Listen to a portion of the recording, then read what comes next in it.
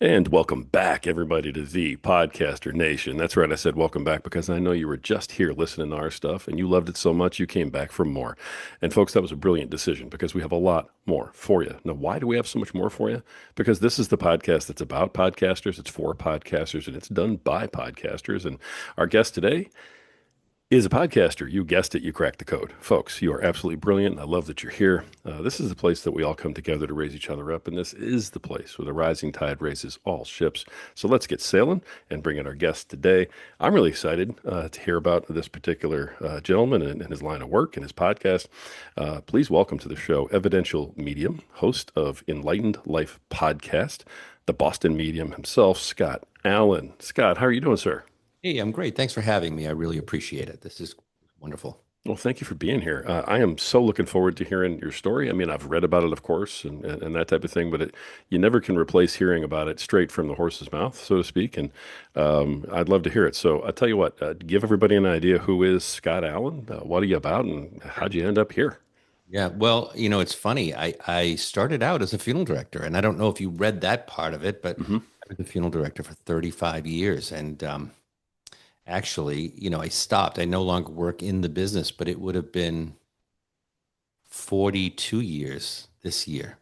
And for the first 30,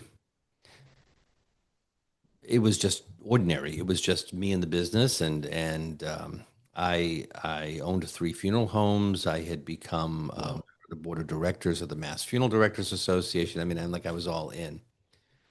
And I say thousands of dead people, and not one of them talked to me. And it's sort of a joke, but it's real.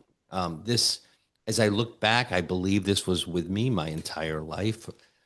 But I was kind of, you talk about being skeptical. I was skeptical. I really didn't think that that's what this is. And I always say I saw the movie Ghost. And so that's not what this looks like. It's very different. That's Hollywood. This is real life, and it's a very different feel. So when it started to manifest and really pick up steam, I didn't recognize it. And it started, I remember being in the funeral home, and I had built this building from the ground up. And I remember uh, noticing that I felt something that felt like it was I can't explain it other than it was sort of an awareness that there was something in the room with me. I Hmm. could hear them with my ears coming up and down the stairs. I could hear them upstairs if I were down, and vice versa. I started to smell things like perfumes and cigarette smoke, and my first thought was, why is this place haunted now? I built this building from the ground up in 1998. It was built on a piece of property that I had bought from the Diocese of Worcester, Massachusetts. Someone had left it to them, and they never did anything with it, but it was a nice piece of property.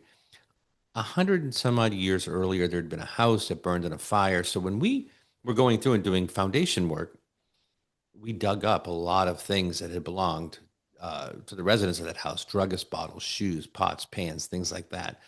And some of the stuff we threw in a box and put it in the garage. So I thought, well, geez, maybe we like, I mean, again, a little on the skeptical side, but I thought, well, maybe it's haunted. Who knows? I mean, that could be what it is, but nobody else seemed to really get a handle on that. They didn't really understand what was going on. They didn't see it, feel it, hear it like I did.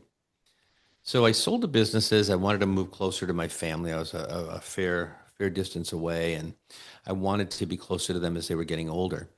And that's when things sort of kicked up a little bit. I had a friend who's a fair amount older than me, and she was retired, and she used to go ghost hunting. And I thought, well, that's really bizarre. Like I never did anything like that. It wasn't part of anything that I ever got involved with. But she asked me if I would go with her to this place. It used to be a church rectory, and then it became an historical museum for one of the cities in the state, in the Commonwealth of Massachusetts.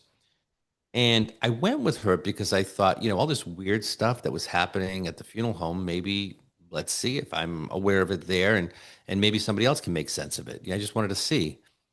So we went, and I always say it was like watching paint dry. There was really nothing that happened. I mean, truthfully, absolutely nothing.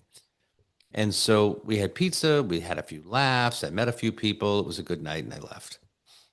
During the evening, while we were there, they used a device called a spirit box. And the spirit box is just basically a transistor radio that scans the channels really quickly. And the theory is that if there's a spirit present, it'll be able to communicate using the white noise, like between the white noise of those channels. As they scan, you'll get that kind of thing. Do you know anybody's name here? Nothing. It was a bust. The whole evening was a bust, but I had a good time. And I had been recording on it could have been a phone, it could have been a recorder. I don't remember what I had at the time. And I got home around 11:30 at night, and I listened back, and I could hear him say, "Do you know anybody's name here?" And I sat up straight on the couch and listened as I heard my name called about 14 times. And I had never heard it live. When they played back their recording, it wasn't there. It was only when I listened to it on my recording, and I thought, that is bizarre. So the next morning, I called my friend and I said, "Hey, Julie, listen, check this out." She went, "Oh my God." I said, "Has that ever happened to you?" And she said, "No. I mean, I've heard them say my name maybe once, but not like that. That's creepy." So that was kind of the first time anything had ever acknowledged me. In the past, it had been like I feel things, I smell things, I know things, I hear things around the funeral home. I never really had anything else happen outside of the funeral home. So I went on a few more, and it was, you'd get the typical hi, uh, leave, get out, or they'll swear at you. Sometimes they'll swear at you. You'll get little snippets, never full sentences, never. And so I went on a few of them, and I thought, well, you know what? I think I'm going to get one of those little spirit boxes. So I'll have something to take with me when I go. And then if I want to wander off on my own or with other people, I'll have a piece of equipment. So I ordered one, and it came in the mail, and I unpacked it. Now I'm home in my house. I still live in this house. There's nothing there at all. There's nothing. But I opened it up and I put the batteries in and I turned it on and I hit scan. And the first thing that comes out is talk to Scott. And I said, "I'm Scott. What's your name?" And it answered me. It was intelligent. And I had never experienced that before either. It was able to have a conversation with me and understand who I was. And the voice said, "This is David." So I have that on a recording. And I thought, wow, that's just wild. So I again called my friend and I said, "Check this out." And she said, "Okay, don't ever do that in your house. That's like playing around with Ouija boards. You don't want to let anything, I mean, that's like a portal, right? You don't want to let anything into your house." And I'm still saying to myself, yeah, it's fine. I mean, it's kind of cool. You know what I mean? Like I've never experienced anything like this before. So, but okay, I won't. And I didn't. They say you don't play where you sleep. So I never did Right. that again. The following week, we were going out, and a bunch of us were just going to have dinner. That's all. I don't even know if I don't think there was an investigation. It was just dinner. And I'm home getting ready. I got out of work, and a friend of mine texts me, and she says, "I'm at work." She's a hairstylist. She worked in a salon in town. And she says, "Some guy just came in and asked for you." And she says, it was kind of weird because, I don't know why he knows me. And you know what I mean? Like the connection was a little bit weird. Sure. And she said, "I told him I'd leave you a message. So I just wanted you to know that David stopped by." And I said, "Okay." Now I'm not thinking anything at all at this point. Like it didn't even connect. I didn't You're connect not the dots. connecting that at that I point. did not connect. What I thought was, who is this guy? Why does he know me? Why is he at somebody else's place of work looking for me? I mean, is it somebody I ticked off? Is it, like what is it? I don't know. You know what I mean? I Yeah. don't understand. So it scared me a little bit because I told her, I said, "I don't know a David. I don't." And so she sent me a copy of the security footage of him walking in, and there was audio with it. And you could see him walk in, ask for me, and then turn around and walk out. He was tall, bald, wasn't there for a haircut, that's for sure. And not a hair on his head. turned around and walked out. He was dressed in black pants and a black shirt, like jeans, black jeans and a black like long sleeve t-shirt is what it looked like to me. And he left. He never came back. He never called. He never reached out. I have no idea who this man was. And really, that night we went to dinner and she said, isn't that, she's the one that put the dots together. She said, isn't that the name of the guy who came to the spirit box last week? She said, I don't mean to like frighten you, but that's a little weird. Oh my God, that is a little weird. From that moment on, it was relentless. It was always David, and it was all the time. And it didn't matter where I was or what I was doing. Came through on just about every single investigation. It was almost comical. People would say, is Scott's friend here?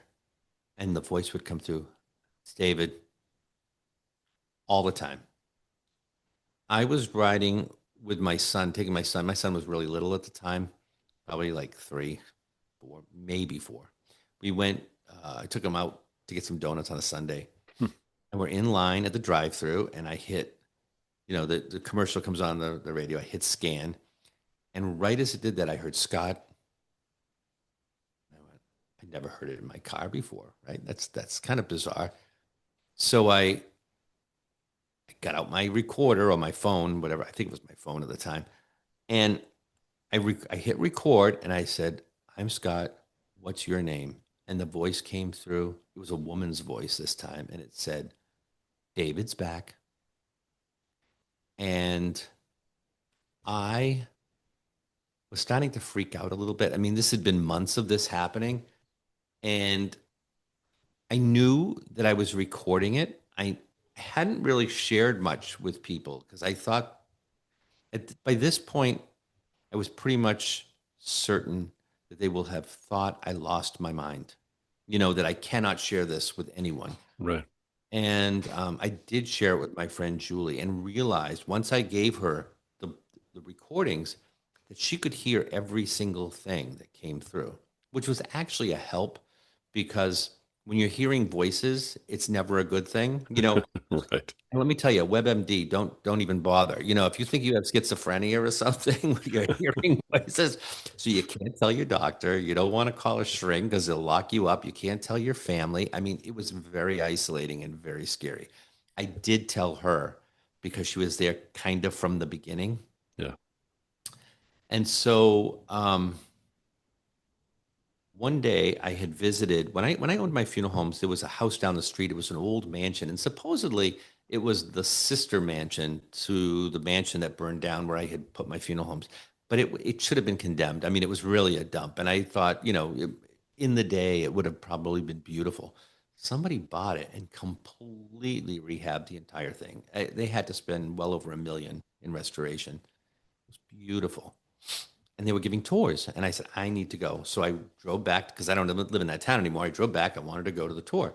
And they were talking to us in this front room. They call it the ladies' parlor in the front of the building. And we were just sitting there listening to them talk. And about maybe 12 of us, some woman decided she was going to refresh her perfume. And I mean like ultra. It was like super duper thick, strong French. And I don't mind a nice scent. Scents don't generally bother me, but here I am thinking like I'm getting a headache. So I said to Julie, who had come with me, my friend, and I said, listen, I'm going out in the other room because I can't even breathe. She said, why? What's the matter? I said, can't you smell that? She says, no, I don't smell anything. So the woman next to me said, do you smell, perfume or whatever she said? And I said, I do. I said, don't you? She says, no. Nobody else in the room smelled it.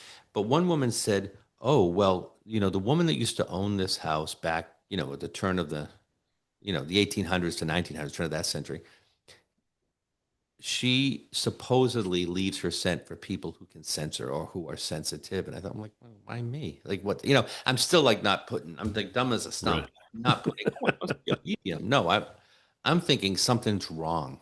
You know what I mean? Something's attached to me. I picked up in a haunted location. Or I piss somebody off on the other side and they're like, I mean, I don't know what I'm thinking, or I've just lost my mind, really. It was helpful that she could hear the things that I was hearing, but it still wasn't comfortable. So that night, I went home and I'm doom scrolling, like, Facebook and that kind of stuff as we do. And these friends that I had met along the way live in Rhode Island, next state over, nowhere near me. They're on a paranormal investigation in the middle of the woods at some monastery that we used to be there years ago. And I'm just kind of like, they're live. So I'm just sort of watching. And voice comes through the box, "Where's Scott?" And I can hear one of the guys, his name is Reed. He said, "Scott's not here. Who's this?" "This is David." And people started chatting with me like immediately, like, "Did you hear that? Did you hear that?" People that knew me that were in the chat. I'm like, I'm done. Like, I was actually frightened. So along the way, I'd met this woman who's a medium, and she doesn't work as a medium. She does not do this. She just is. She has these abilities, but I said, I don't know who else to call. I mean, like, who else am I going to say this to? I mean, if I've got an attachment or something, I need someone to get rid of it because I don't know what to do. So I called her, and she's intuitively picking up whatever she's picking up. She's like, "Oh, I think he thinks that you can help him." I'm like, "Help him with what?" You know what I mean? Like, what can I mean? What do I do? You know what I mean? I'm feeling like I tick somebody off. She says, "No, I don't get that sense. I feel like he's grateful. He knows that you can help him. Tell him you can't help him alone, and I can help him if he needs it."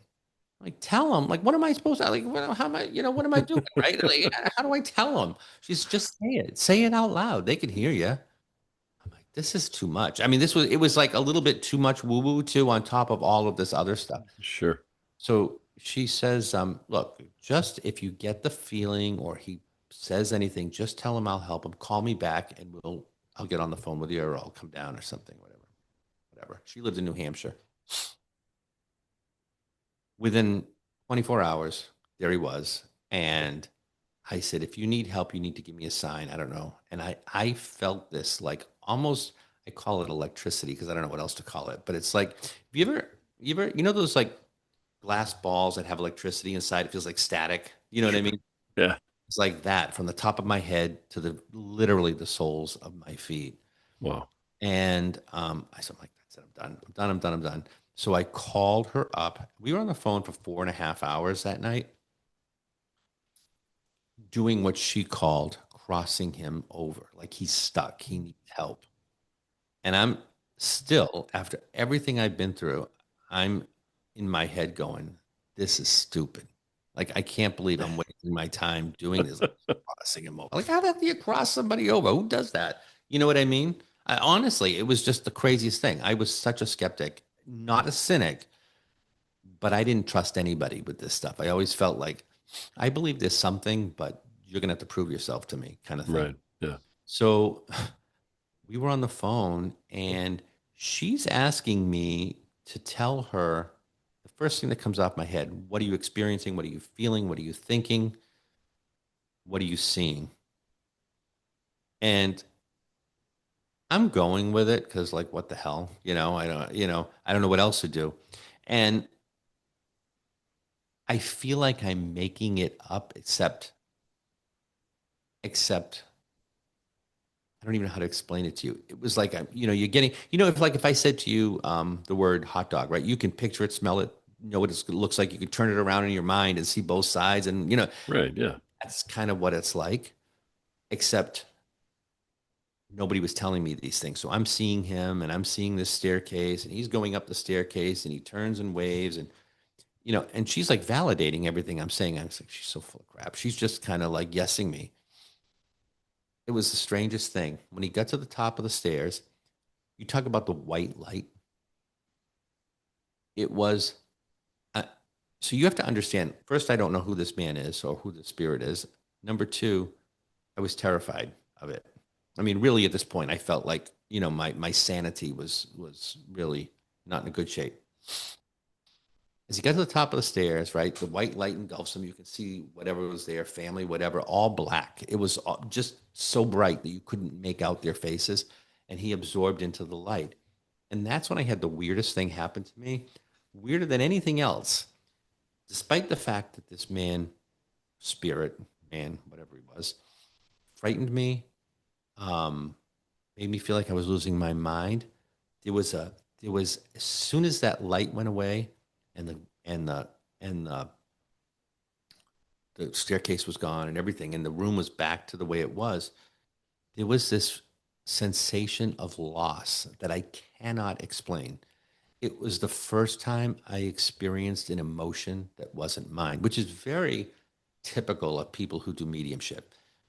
I felt grief. I felt like, oh my God, he's gone. Like he's been with me for 2 years, 2.5 years, whatever it was. He's like really gone. And I'm feeling sad.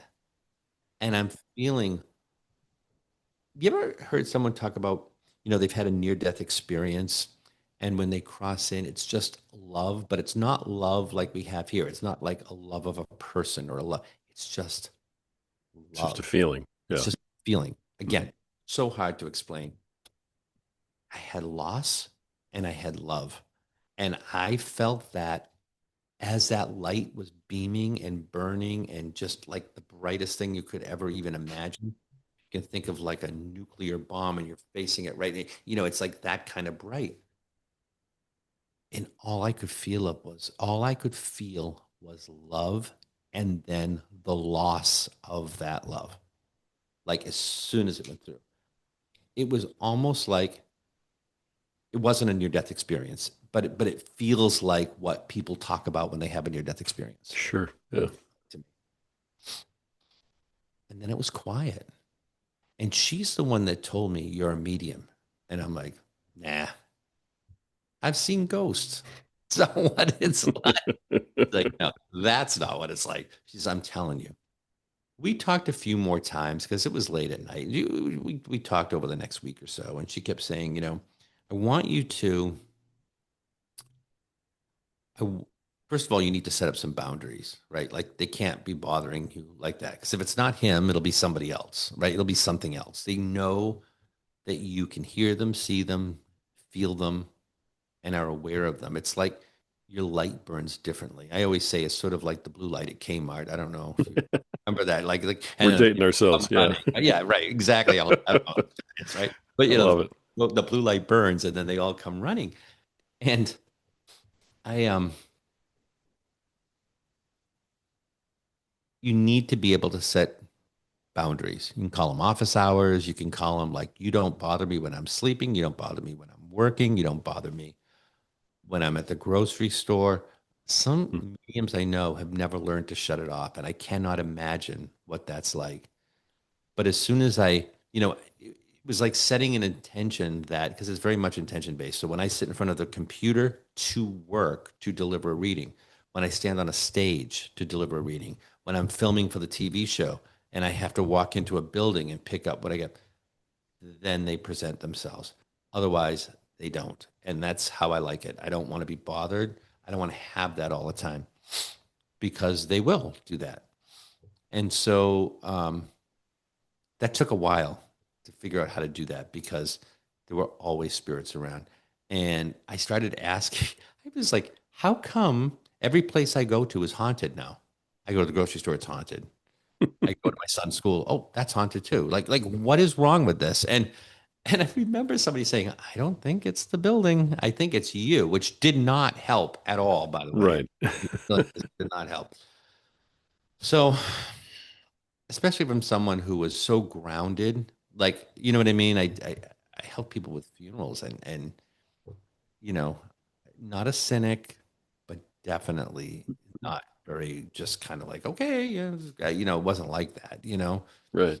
So, um, took a while, but I started to sit with people who were friends of friends, people I didn't know, picking up whatever impressions I was getting. And, it's like anything else. It becomes more fine-tuned and nuanced the better you get at something. If you're Hmm. an artist, you'll be really proficient at stick figures until, at one day you're practicing and you can get these amazing faces. That's kind of what it's like. So when I first started, it was a lot of visual stuff. Call it clairvoyant. You can see. And everything was like right in my face. Boom, boom, boom. It was like watching a movie play out in front of me. Very distracting. And then over time, it became more nuanced. There is still that component, but there's also hearing. knowing, which is a really difficult thing to understand, um, smelling, thinking, feeling, like feeling emotions like I had, but also feeling like I know when they're in the room, I know when they're next to me. And all of that comes together to create this picture, if you will, or story of whoever this spirit or person is. It's you can almost figure out the story. It's just understanding what they're trying to tell you because it's a different language. It's like telepathy. It's a different language. They don't speak English. Okay. And so I did this, at the beginning, and people were starting to tell their friends. So now I've got this full-time job plus another full-time job doing free readings. And I said, all right, I get it. I can do it. I don't know why I can do it, but I can do it. It's kind of cool. It's like, okay, it's like you're Clark Kent, you know what I mean? And you leave your work and you escape it. That's what it felt like. It was sort of like bizarre at first. Like, why can I do this? I don't know why people understand what I'm telling them. So I started charging for them just because I felt like I can't work two full-time jobs and one of them's not paying anything. So it was just minimal. It was like $30, $20, whatever it was at the time. And I clearly wasn't charging enough because they were still coming. So I went up and then I went up again and then I went up again because I didn't want to do 100 readings a week. I mean, it was just crazy. And so get to where I'm at now and it's at a nice balance, but it's taken years of you know taking classes. I studied here in the States, but also in the UK at a place called the Arthur Findlay College. And Arthur Findlay is I kind of will tell people it's like Hogwarts for mediums and psychics. It is. It's this old historic, like Hogwarts, whatever you call that castle building, I don't know. Yeah.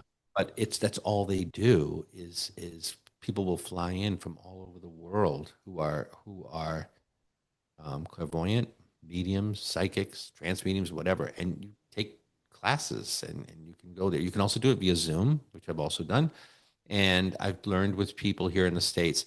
And really, that's all about getting a better understanding of what is actually happening and how you can fine tune it. And it's practice because, like anything, practice makes perfect. You don't always know what they're telling you, and you have to learn the language and you have to learn Wow. how they're reacting with you. I had no idea there was a school for this kind of thing. Oh, there's a lot of people who teach, you know, Yeah. as they have experience with it, but you can go to Um, I call it Hogwarts. I mean, it really is that kind of thing. It's like the school of witchcraft and wizardry, except it's not witchcraft. It's mediumship and psychic Right. stuff. It's on this campus in this rural community in England, outside of London. Amazing. Most of Yeah. the other folks I've talked to that have that gift have learned it in a mentorship, one-on-one from someone else who had it and showed them how to use it and that type of thing. Never imagined there was a university for it for folks to go to learn, Yeah. a Yeah. larger, you know what I mean? I just, wow, that's, Well, and I do have a mentor that I mentor with, um, and that is a one-on-one thing. But I don't know that you can go and say, I'm going to go to school because I want to be a medium. I think either you are or you're not. sure. I think the school will help you refine it. It will help you set up boundaries. It will help you explore it. And like anything else, like I might be able to teach you how to play chopsticks on the piano. You may never become Chopin, Right. right? So there are some people that have a little bit of intuition that can get some of this, but then there's some that go on and they're doing Wow. things. So yeah, it's really amazing. So that's how you started doing it more full time. I mean, because like right now, obviously this is your main full-time gig, right? I Yeah, mean, this is what you do, it's what I do now. Yeah, love it. right? So you started kind of doing it part-time like a side hustle, just charging a few I bucks and then moved it on. Well, first I was just trying to figure out, I mean, is it real? You know, Sure. are these Yeah. people on my leg? And then when I realized, okay, people will pay me for this, and they still, I didn't trust it. It was when I trusted it that it really started to blossom. There was a Yeah. while it's like, I don't know, it's just a coincidence. You know what I mean? Right.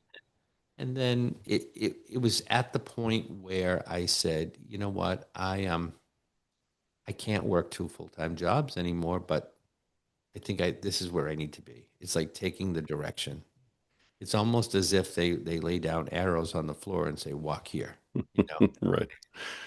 Yeah, So you think you've always had the gift, it just didn't manifest until later on when you realized it?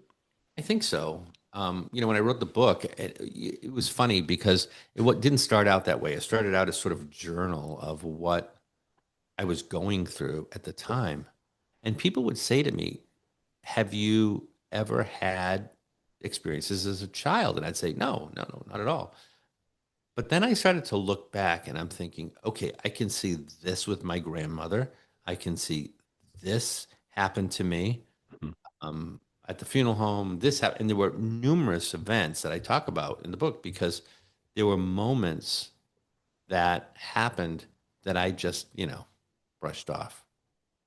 But they were never as extreme as they are now. They were just glimpses of what's to come. Sure. Well, and at the time you had no frame of reference either to recognize it. So Nothing. you just thought it was, oh, well, this happened. Here we go. Right. That's it. I had gone and taken my mother to see Sylvia Brown. She was on TV years ago. Um, and she'd come to Boston and we went to see her. And she pulled me out of the crowd. She said, I was young. I was probably like 20. And she said, young man, you're psychic. And my mother laughed and I laughed. And I said to my mother, and she's psycho because there's no chance. But I think of that now. It was just like a comic little like who she thinks she is. Of course I'm not. Right. You brought up your book, In the Presence of Light, right? Is the Yeah, name of yeah. that? So, and that is your story then. That is my story from childhood through into the funeral business.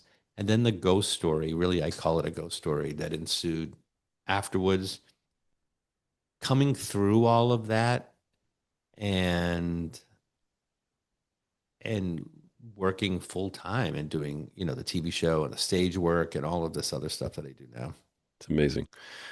I've worked in some funeral homes, so to speak, I've had a life insurance license and that type of thing, and done, pre-sales, things like that. So I've worked around a lot of funeral directors. Mhm. I've assisted, but I was never actually a full funeral director.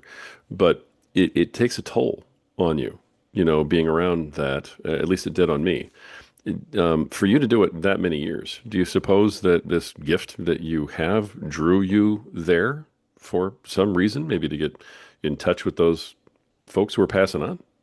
Here's what I think. And again, one of the first lines in the book is I've always been exactly where I was supposed to be. And I think Mm, there were moments while I was in the funeral business that I thought, oh God, I can't do it anymore. And it wasn't the business as much as it was the isolation. And I mm, was isolated. I was away from my family. I missed Christmas, Mother's Day, birthdays, year after year. I mean, it was yeah, just constant. That was difficult. I felt like I had completely given up my life for the business. And for some, that's okay. For me, I knew I couldn't do it the rest of my life. And so um, I think, though, as I look back on it, it was a training for what I do now. Because when you think about it, it's the very same people. I worked for the living because of the people who had passed, right? So I worked for the living because of the dead.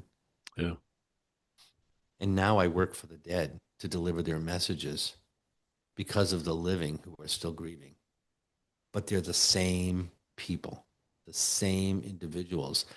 And I think there are mediums who come out at, and again, it's all fine and dandy, right? However you come out. But 19, 20 years old, but I don't know that they all have the life experience. Some mediums I know are doctors, believe it or not. Some are therapists, some are pastors and clergy. And I think when you have a little bit of life experience, whatever that is, and for me it was the funeral business, I think it makes you a more compassionate and more empathic medium because This is me. This is my office. It's not about witches and cauldrons and um, darkness and all that kind of weird stuff that you see on TV. I think a lot of people have an impression of what that is, Hmm. but the funeral business was training for me. It was training ground. Interesting. Yeah. So, how does the podcast fit into all of this in terms of, all the different components of your life? Yeah. Well, it's funny because I had other podcasts before. I had two others, and I wanted to do something. Um, it was the whole paranormal thing fascinated me because I had those experiences, and that was called the Paranormal Project. And then I had one that was called Spirit Talk Live, where we have people come on. But I quickly realized that my path has nothing to do with the paranormal. It's interesting, but I knew that's not where I needed to be. I Hmm. needed to be helping people, and I couldn't help enough people in that field. It's all like ghost hunters, and it's a hobby, and it's interesting, and it's but it's not helping people who really need it, helping the bereaved, helping the grieving, helping and again, I don't always deal with people who are in pangs of grief. I mean, some it's just entertainment, but it's a different world. Like, it opens you up to more people. So when I wanted to do the Enlightened Life, it sort of took on a life of its own. Enlightenment for me, it wasn't just about psychics and mediums. It was really about things that uplift you, and that can be near-death experiences. I have an interview right after this with a woman who had a near-death experience. So we will talk about those things. We'll talk about mediumship. We'll talk about. I had a woman on the show who crosses ghosts over, as we were talking about. But I also talk with people who want to help you improve your life. So it might be um, healing through meditation. It can be. I have a nurse that's she believes in the spirituality and the healing that can come from not just the medicine side but also the holistic, you know mediumistic side. We talk about people. Well, we had a woman on the show who talks about decluttering your life, and it's not about decluttering your house, although that is a part of it. It's really about decluttering things that are in the way of you finding happiness, and how to forgive, and what does that really mean to forgive. And so there's a lot of different episodes that evolve around making your life better. And I think that's the path that I'm supposed to be on. That's the right one. And since I've embraced that, which is really ironic, I only started this podcast probably the first of the year. Shut the other ones down, prepared for this, but I'm so booked out with episodes. I've gone from one to now I'm doing two a week, and Yep. we'll see where that goes. You know what I mean? We'll see what happens after that. Um, but I didn't know if I would find enough people to come on the show, and Right. finding me. The more you open to them, Hmm. the more they find you. So For it's sure. really great. No, I love the podcast. They're every episode is very different from the other one. They're educational. It seems like it does seem like you're trying to help folks maybe get in touch with things. What's the overall goal of the podcast? And in the end, who's the podcast for? The podcast is for people who just want to get out of the rat race in their head. You know what I mean? They just get out of it and find ways to live a happier life, a more harmonious life, whatever that means for you. If it's tapping into your psychic and mediumistic abilities, if it's learning to forgive someone who's wronged you, if it's getting in touch with your, how meditation can heal. And I had a guy on the show. It's really fascinating. He has had um, bipolar, muscular sclerosis, a whole bunch of different stuff. And he was just about in a wheelchair, and nothing was working. The medications weren't, nothing was working. He started meditation.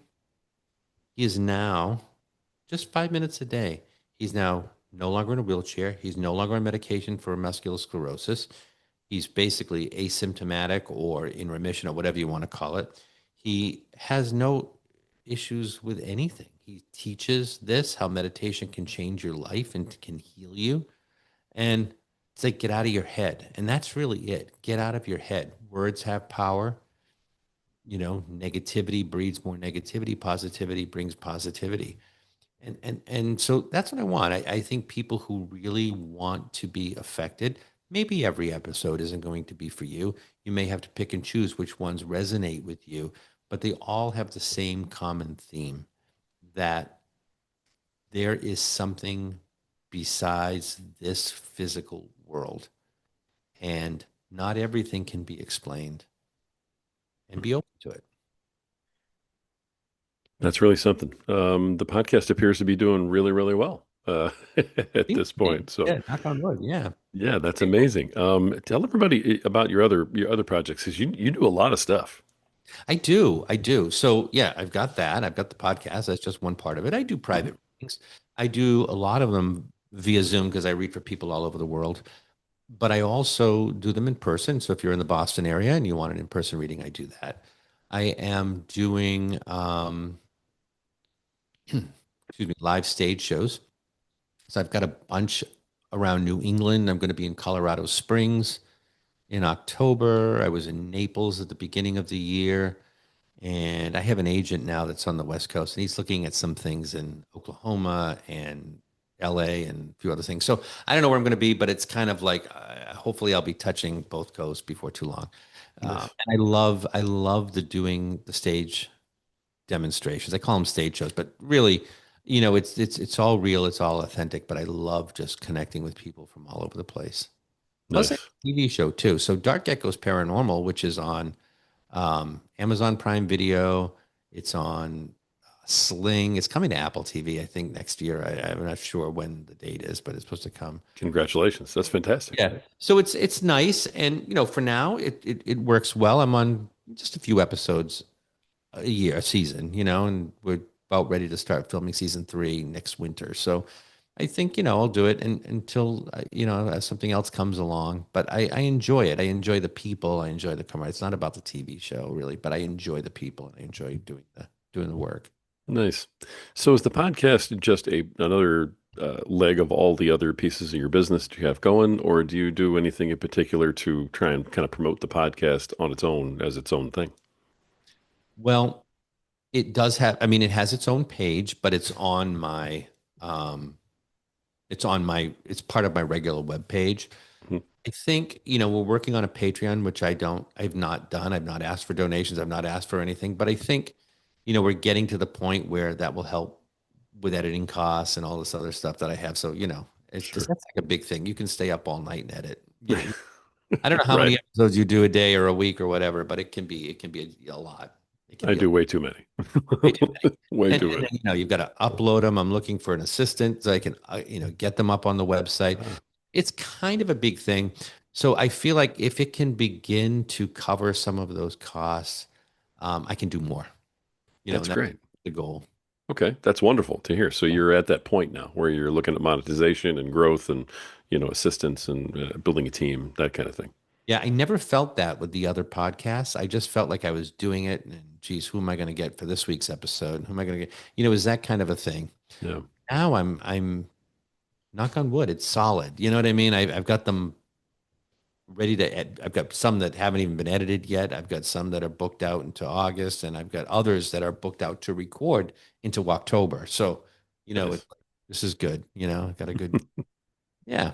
That's great. Do you use any sort of AI with any of your stuff? Some podcasters are these days. I do a little bit. I do all my own graphics. Wow. Okay. I've had other people do them, and I don't like them as much. I guess you kind of get an idea in your head, and it'll Right. change. I know. So I do my own graphics. As far as AI, I do. I have a little AI assistant that I use just for writing emails and copyrights for social media posts, and then I can tweak and change or whatever. And so I will have it help me. Like um, you use Zoom, I use another format called Riverside, and Mhm. Riverside, I do like some of the AI elements to it. It'll create the show notes for me. It'll create captions so I can do some audiograms and that kind of thing.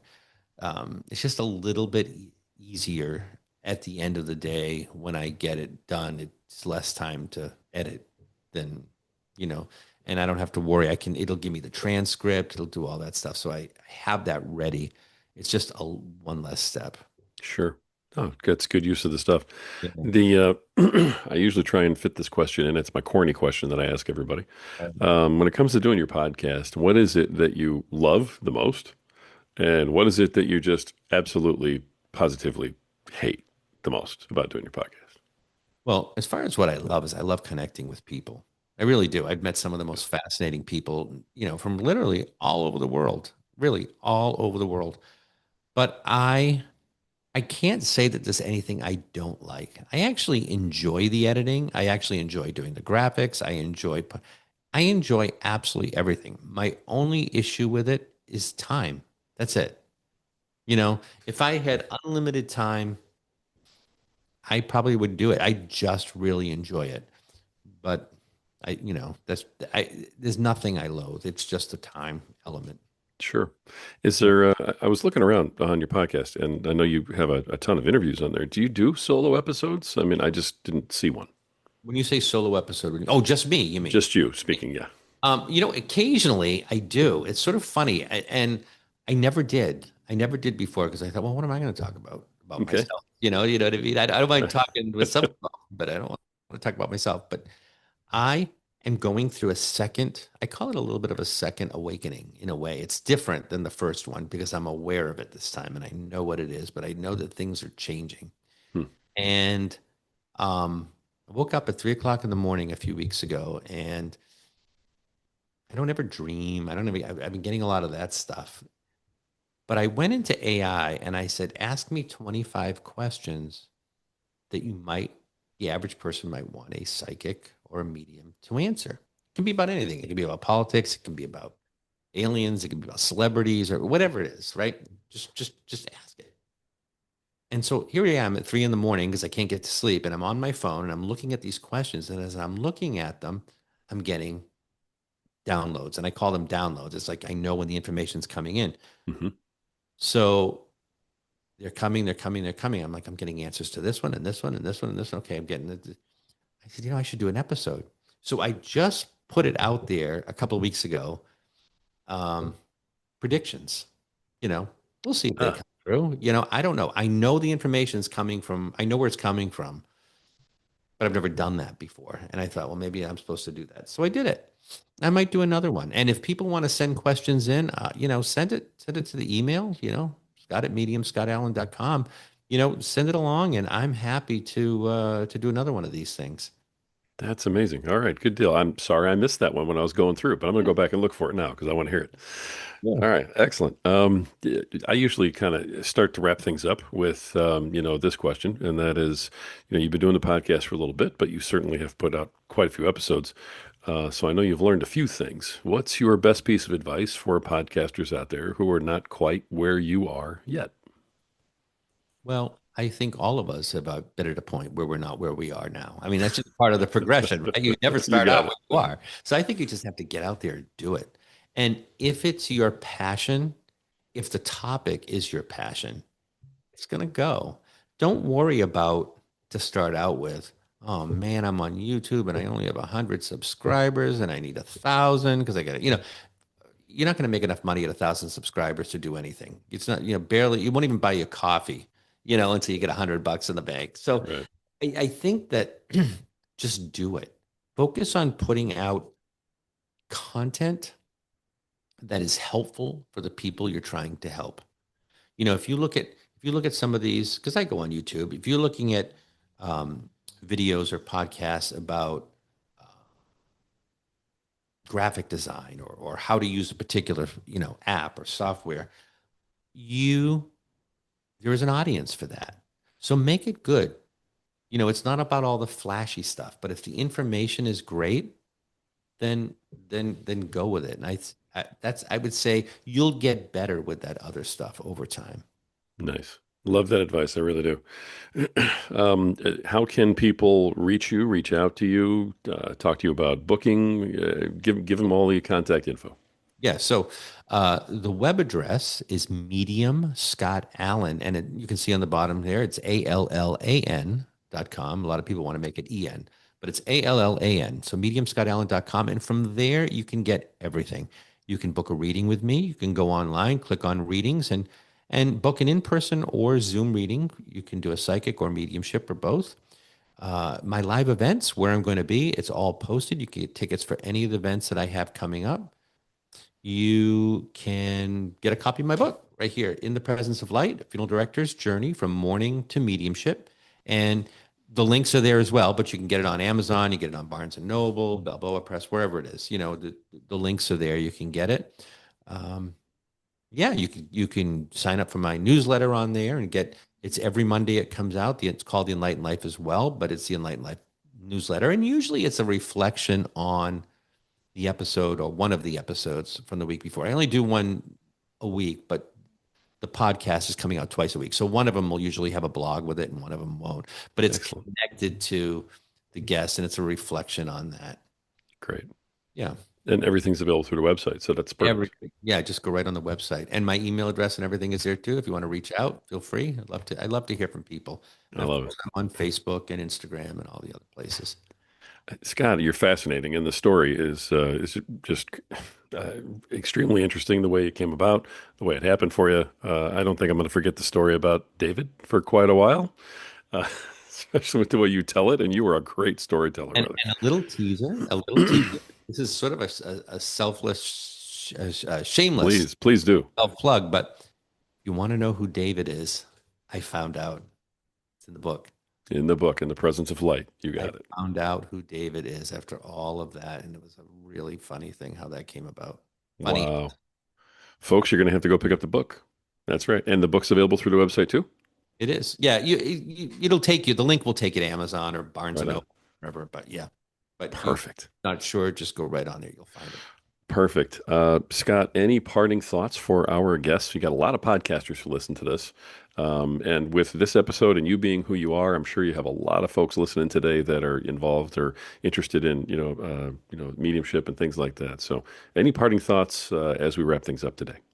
Well, I will say, especially since this is a podcaster's podcast, I love doing podcasts. So if anybody wants to reach out to me to be a guest, I love talking. I could do this, Awesome. Of course, I just missed an hour of editing time. I could have been doing, but that's all right. I do love doing this stuff, and I love chatting with people. So if anybody wants me as a guest, please reach out. Let me know. I would love to. I'd love to join you on your show, and just keep going. Just keep doing what you do. It doesn't matter what your topic is. Just keep doing it. It will get better and more refined over time. That's absolutely wonderful. Author, medium, podcaster, Scott Allan. Scott, thank you so much for being on the show today and sharing everything you did. It was really, really incredible. Absolute pleasure. Thank you so much for having me. Thank you.